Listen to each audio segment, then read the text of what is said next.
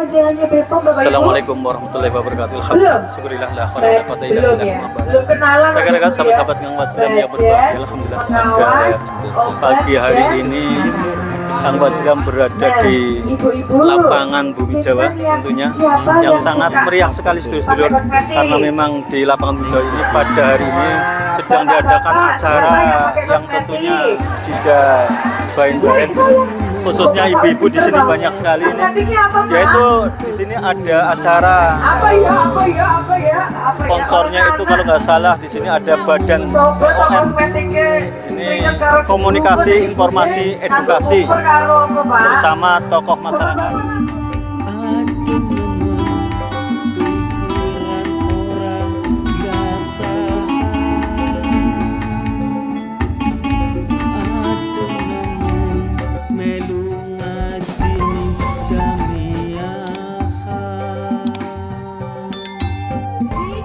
Kali satu tablet untuk 3 kali sehari gitu ya.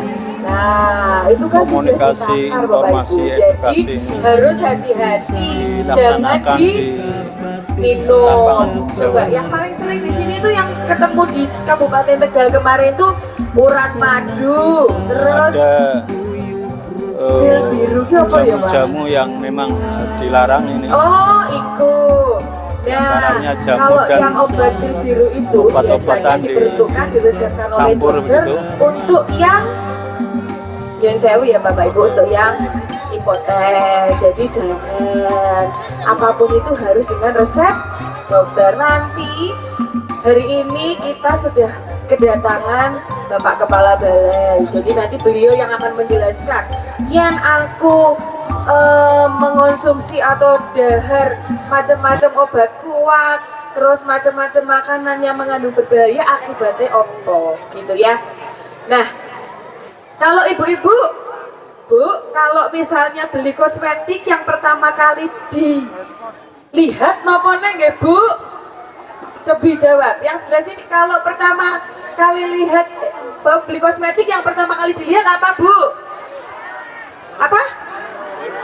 Ibu hebat, BPOM-nya, tenan ora. Kalau saya harganya Bu, himbauan dari Badan harganya apa BPOM-nya? Sebelum membeli produk pangan olahan terkemas, selalu ingat jangan sampai lupa sedulur, terutama dilihat dari kemasannya, pastikan kemasan dalam kondisi baik, jangan sampai sudah terbuka atau segel terbuka.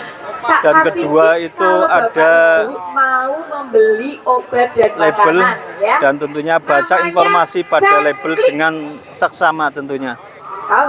Ini juga ada izin edar, dilihat pastikan memiliki izin edar BPOM RI atau MD atau BPOM RI ML PIRT, dan juga harus waspada juga dengan kedaluarsa. Ini pastikan belum melewati tanggal kedaluarsa yang tercantum pada kemasan. Ini sangat penting sekali karena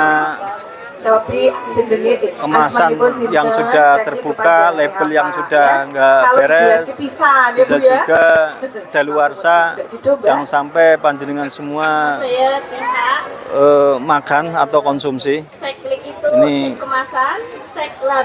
Balai Besar Pengawas Obat dan Makanan Semarang. Kadang sinten Bu? Coba kuwi diwaos apa Badi sekali lagi. Yang terakhir adalah cek kedaluarsanya. Pinter ya Bu, tepuk tangan. Lemaos ya. Enggak apa-apa. Mbak siapa tadi? Tiha 456 ya. Oh iya, salah ya. Jadi kalau membeli obat dan makanan harus selalu ingat cek. Junjungan kita, Bapak Proklamator kita, Insinyur Soekarno, Dr. Andes Muhammad Hatta, Kiai Haji Abdul Kahar Muzakir, Kiai Haji Wahid Hasim, Ahmad Subarjo, Haji Agus Salim, Alek Andreas Maramis, ada Haji Agus Salim, ada Haji Wahid Hasim, ada Abi Kusno Cokro Suyoso yang telah menyusun Undang-Undang Dasar 1945 Yang selanjutnya akan kita peringati kemerdekaan Negara Kesatuan Republik Indonesia yang ke-78 tahun.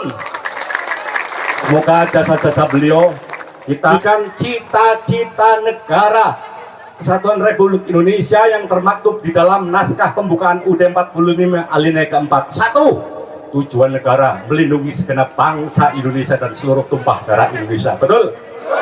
Memajukan kesejahteraan umum. Betul? Mencerdaskan kehidupan bangsa, betul, dan ikut melaksanakan ketertiban dunia yang berdasarkan perdamaian abadi dan keadilan sosial. Tepuk tangan untuk semoga kehadiran Ibu bersama dari BPOM terus mengupayakan bagaimana masyarakat secara sadar diedukasi, dikonfirmasi melalui program pengenalan obat dan makanan supaya aman dengan edukasi program dari Ibu Dewi. Mungkin itu saja yang perlu kami sampaikan. Kami atas nama pemerintah Desa Bumi Jawa. Selanjutnya, nah tadi di depan saya sudah menerangkan sedikit ya, kenapa kok BPOM itu di sini bersama dengan beliau Ibu anggota DPR dari Komisi berapa Bapak Ibu? Komisi 9. Jadi beliau itu adalah komisi yang membidangi, salah satunya adalah bidang kesehatan Bapak Ibu. Maka kami itu diajak, digandeng kemana-mana begitu ya, untuk mengedukasi Bapak Ibu sekalian. Beliau juga yang menghadirkan kami di sini untuk bisa lebih Bapak Ibu mengenal bagaimana sih memilih obat dan makanan yang aman. Untung nggak ambruk ya Bu. Bapak begitu. Kita langsung saja kita berkenalan dengan Bapak Lintang Purbajaya Eswaro ABT MSI. Kita berikan tepuk tangan yang akan menjelaskan bagaimana memilih obat dan makanan yang aman ya. Apakah hanya obat saja, pengawasannya BPOM akan dijelaskan oleh beliau. Langsung saja Bapak Lintang. Baik, terima kasih. Assalamualaikum warahmatullahi wabarakatuh. Ini dari BPOM. Ini kita ulangi nih kalau kayak gini ya. Ke Tanjung Pinang, mampir ke Pulau Penyengat. Nah, alhamdulillah masih disebut cakep nih Bapak Ibu ya. Alhamdulillah, kapan lagi nih ya. Ke Tanjung Pinang, mampir ke Pulau Penyengat. Pulang-pulangnya membawa ikan tenggiri.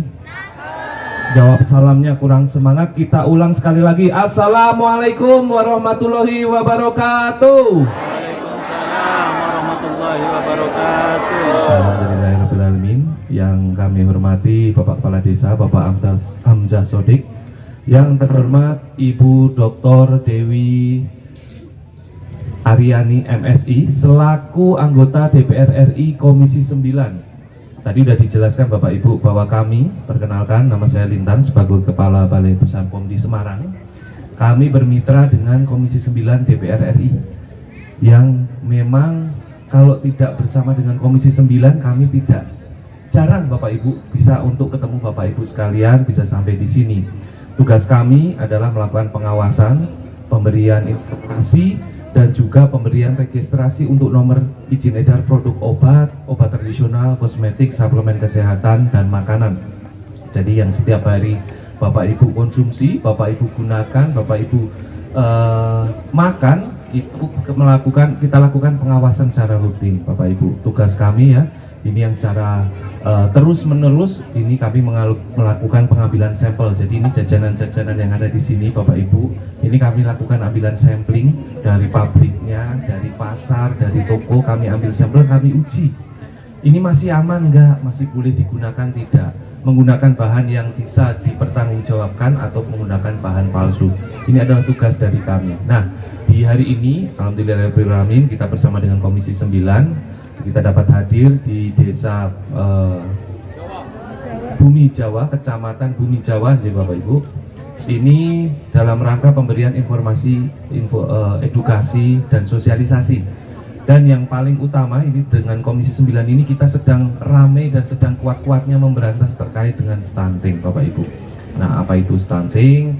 Apa itu terkait dengan obat dan makanan, nanti akan kita jelaskan. Sebelum kita mulai Bapak Ibu, ini kaitannya dengan stunting. Stunting itu adalah, mungkin kalau ini kelihatan nggak Pak ya? Kelihatan ya? Kelihatan ya? Saya turun aja soalnya agak takut saya mencolok nanti.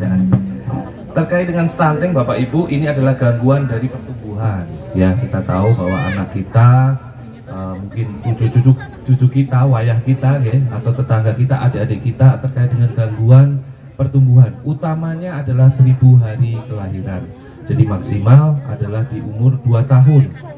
Apabila lebih dari 2 tahun, maka itu tidak bisa disebut sebagai stunting karena sudah permanen. Kami sampaikan ini bahayanya dan ini ngerinya adalah stunting itu permanen, Bapak Ibu, tidak bisa disembuhkan, tidak bisa balik. Kalau sudah lewat 2 tahun itu ya sudah stunting gitu ya. Nah, apa yang ciri utamanya? Mungkin salah satu Bapak Ibu yang sudah pernah mendengarnya, yang pertama terkait dengan berat badan, yang kedua tinggi badan. Yang paling kelihatan adalah ketika umur 2 tahun tinggi badan masih 50 cm, setengah meter. Itu yang harus kita waspada. Ketika kurang dari 2 tahun, ketika kita lihat anak-anak kita atau tetangga kita kurang dari 2 tahun dan tingginya hanya 50 cm, ini harus kita waspadai. Setiap hari makan, betul Bapak Ibu. Setiap hari diberikan makanan, tetapi gizinya tidak terpenuhi. Nah, salah satu dari gizinya, saya mau menanyakan ini, kalau yang bisa tahu langsung tunjuk tangan ya.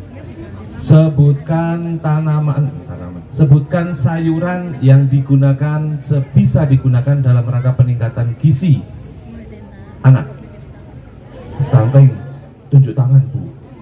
Oh itu Ibu yang warna pertama sendiri, Mbak Nyun. Itu, asmone sinten Bu? Berdiri Bu. Ibu Sri Suryati dari Kadar Posyandu Bumi Jawa. Wah, Kadar Posyandu. Ya Bu, yang pertama untuk meningkatkan gizi anak.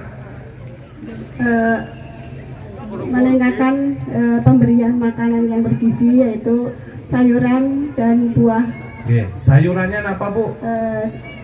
Wortel, terus bayam, terus Kok bingung Bu? Wortel, bayam, terus brokoli, terus kentang. Terus ada satu lagi yang di sekitar kita tapi itu nilai gizinya tinggi Bapak Ibu.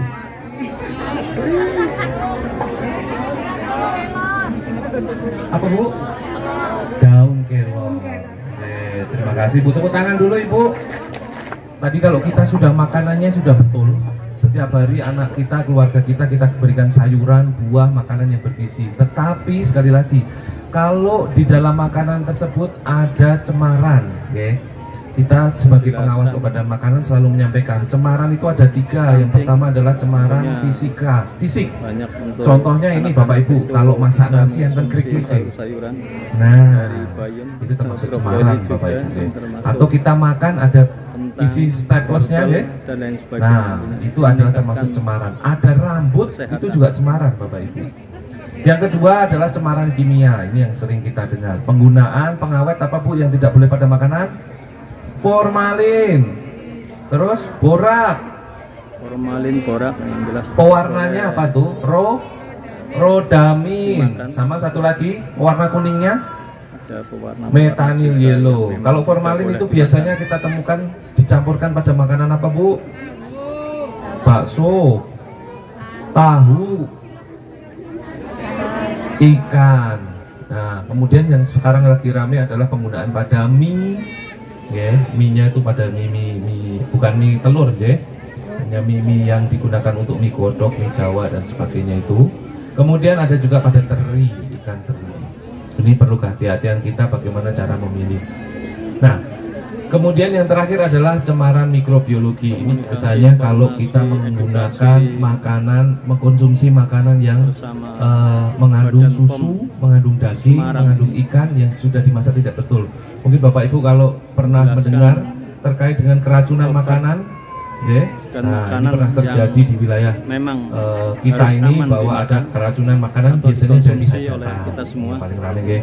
Biasanya ikannya dimasaknya sudah tidak bagus. Nah ini menyebabkan keracunan. Ini adalah cemaran mikrobiologi. Sekarang saya mau kasih pertanyaan, ya Bapak Ibu, kalau ini pada masih bisa tahu. Biasanya bapak-bapak malah lebih tahu nih.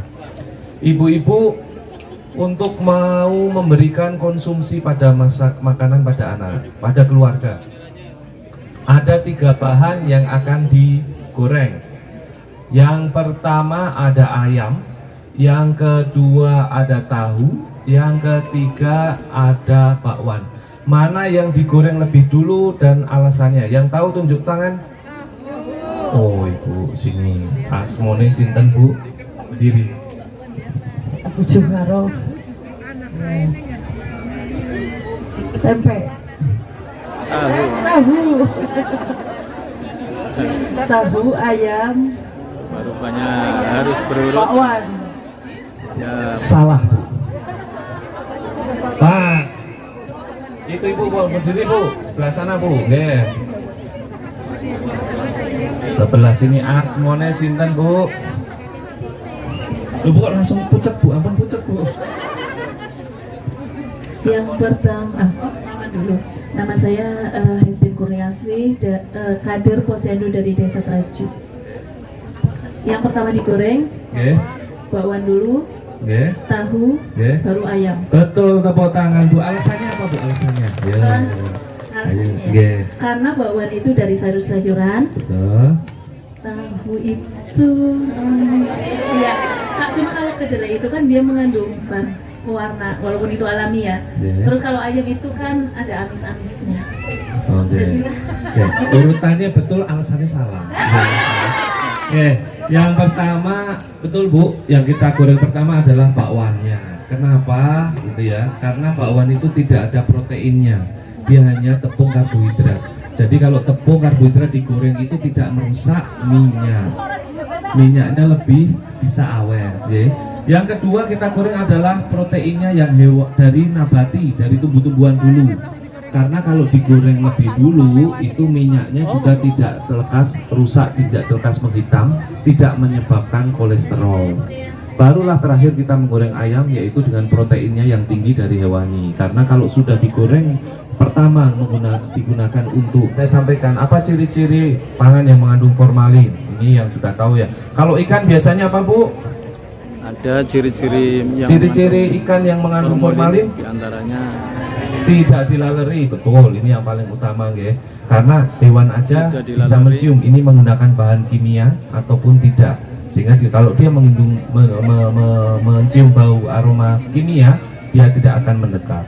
Yang kedua apa, Bu? ada formalinnya jelas. Lebih tahan lama, kemudian insannya ya Lalat itu lebih tidak mau menghitam, kemudian mendekat. matanya lebih merah. Itu adalah dia menggunakan bahan formalin. Kalau tahu cirinya apa, Bu? Kenyal, keras, bukan kenyal lagi nih, Bu, keras. Kemudian Tahu kalau pakai formalin lebih ada awet. Tahu itu maksimal kalau keras. di suhu ruang hanya Kenyal 2 sekali. hari, Bapak Ibu. Kalau di kulkas itu 3 hari. Kalau lebih dari itu kita sampaikan bahwa dia adalah mengandung formalin. Kemudian mie. Nah, ini yang paling banyak kami sampaikan. Mie yang mengandung formalin apa, Bapak Ibu? Ya, pertama warnanya lebih mengkilap, ya, lebih berminyak. Kalau Ibu melihat itu mie yang digunakan itu kalau dia mengkilat, berminyak dan baunya bau khas. Ini nyong sewu, kalau di formalin itu kan digunakan pada pembersih untuk di rumah sakit, pengawet mayat, ya. Jadi baunya itu bau khas kimia. Kemudian ada rasa-rasa pahitnya yang sangat terasa ketika kita mengonsumsi mie yang menggunakan formalin. Nah, contohnya warnanya itu kalau rodamin itu warnanya merahnya pink-pink gitu, ya, menyala. Ada contohnya di sini. Nah, ini contohnya.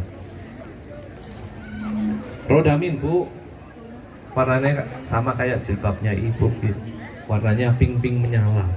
Jadi kalau membeli, melihat makanan, apalagi anak-anak kita yang jajan menggunakan warnanya pink, langsung Bu buang. Ini tidak ada di alam warnanya pink kayak gini, tidak ada. Jadi tidak ada makanan buah ekstrak dari sayuran, dari buah, dari tumbuhan, tidak ada yang warna pink menyala seperti ini, nggih. Ini tidak boleh digunakan pada Sebelum beli makanan produk dan pangan yang kita temukan juga olahan pada kerupuk-kerupuk biasanya yang terkemas, seperti ini. selalu ingat Oke, warnanya panjenengan pink kayak gini. terutama Makanya kalau sudah digoreng, kemasan, warnanya lebih pastikan menyala. kemasan dalam kondisi Jadi baik ingat, tentunya. jangan membeli makanan Kedua yang itu berwarna pink. Ini label. untuk anak-anak Baca kita, informasi terutama untuk pada jajanan-jajanan label di dengan sekitar seksama.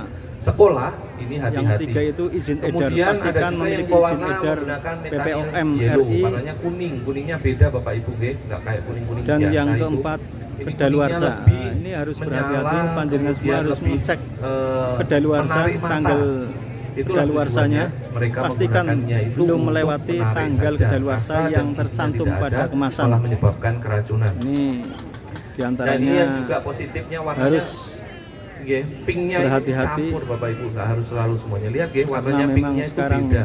banyak Ada sekali kayak stabilo-stabilonya, kemasan-kemasan warna-warna yang yang memang menyala gitu, nggih. kurang pas. Ini adalah ciri-ciri pangan yang menggunakan Diantaranya kemungkinan redamin kemasan maupun yang metanil yellow. dalam batu. Rekan-rekan sahabat Kang Wajilam yang berbahagia, alhamdulillah Mengkonsumsi borak itu menyebabkan acara demi acara sudah mendekati selesai dan yang tentunya utama paling gampang Kang Wajilam kalau kayaknya banyak sudah paparan mulai borak dan formalin biasanya teol ada potensi. sehingga Kang Wajilam harus undur diri dulu Habis dalam itu ada acara sakit lambung. yang memang sangat insya Allah bermanfaat sekali. Ilmunya mudah-mudahan kita semua bisa menyerap dan kita bisa menghafal diantaranya makan makanan apa saja yang memang biasa mengandung borak atau formalin dan lain sebagainya. Kita harus berhati-hati menghindarinya. Dan tentunya kita juga harus berhati-hati di saat kita membeli sesuatu barang-barang yang memang kemasan, sehingga kemasannya itu atau rusak itu harus berhati-hati. Dan jangan lupa lihat kedaluarsa, harus kita lihat tanggal kedaluarsanya sehingga kita bisa makan atau menikmati hidangan makanan yang memang kedaluarsanya itu belum sampai kedaluarsa atau yang masih bisa dimakan. Rekan-rekan sahabat Kang Wajilam bahagia. Saya kira itu dulu dari Kang Wajilam. Mudah-mudahan panjenengan semua dalam keadaan sehat walafiat, selalu dalam lindungan Allah Subhanahu wa taala, dan sekali lagi mari kita tingkatkan keimanan kita, ketakwaan kita pada Allah Subhanahu wa taala sehingga kita menjadi orang-orang yang bertakwa, orang-orang yang mau menjalankan semua perintah-perintahnya dan tentunya mau meninggalkan semua larang-larangannya, karena kita memang kepengen jadi orang yang hari ini harus lebih baik daripada hari kemarin dan hari yang akan datang harus lebih baik daripada hari ini. Saya kira itu dari Kang Wajilam. Marilah kita juga tingkatkan salawat dan salam kepada junjungan Rasulullah SAW. Allahumma sholli ala sayyidina Muhammad. Kang Wajilam mundur diri dulu. Wassalamualaikum warahmatullahi wabarakatuh.